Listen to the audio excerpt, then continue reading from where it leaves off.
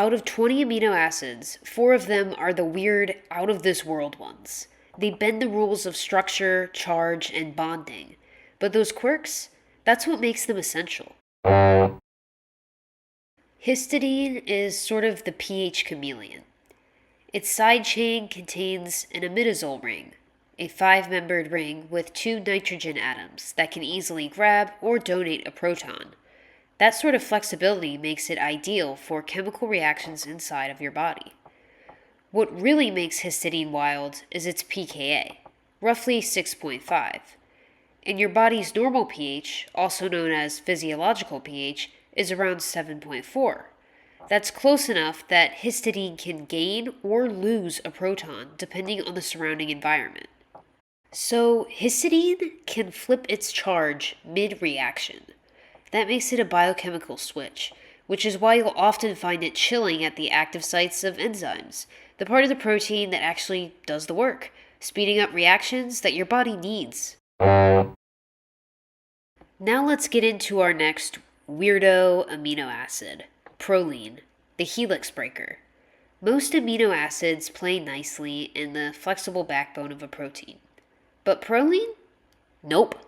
Its side chain loops around and bonds to its own backbone nitrogen, making it a secondary alpha amino acid. That unique ring makes proline super rigid. That stiffness kinks up alpha helices, which are spiral structures in proteins.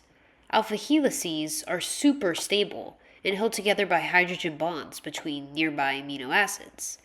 Some amino acids, like proline, just can't keep the rhythm of that coil. They either bend too much or not enough, ruining the shape, ultimately becoming a helix breaker. Now on to our next weird amino acid, glycine, the tiny ninja. Glycine is the smallest amino acid. Glycine's side chain is just a single hydrogen, so it's not chiral, and it's super flexible.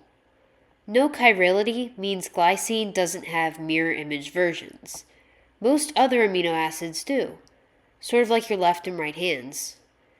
And it's glycine's tiny side chain that means the protein chain can twist and turn around it easily.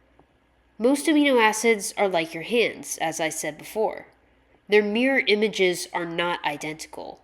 Glycine's side chain, however, is so simple that it breaks this rule. Glycine's also super flexible, so it acts like a hinge in protein folding. There's lots of movement, but there's not much stability. That lack of stability makes glycine another helix breaker. It's just too floppy to hold the spiral shape together. Finally, we're on to cysteine, the bridge builder. Cysteine's side chain contains a thiol group. That's a sulfur bonded to a hydrogen. When 2 cysteines are near each other, and they're in an oxidating environment, they can form a disulfide bridge, a strong covalent bond that holds proteins together. To put it a little more simply, when a cysteine loses a hydrogen, its sulfur can bond with another cysteine sulfur.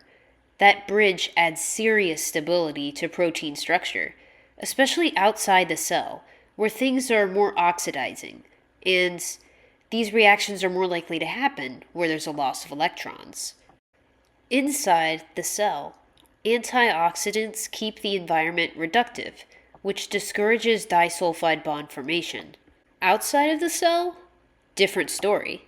More oxygen means more oxidation, so disulfide bridges form. So why focus on these 4 amino acids in particular? They might seem weird, but they're strategically weird. Each one has a purpose. See, histidine flips charge, making it perfect for enzymes.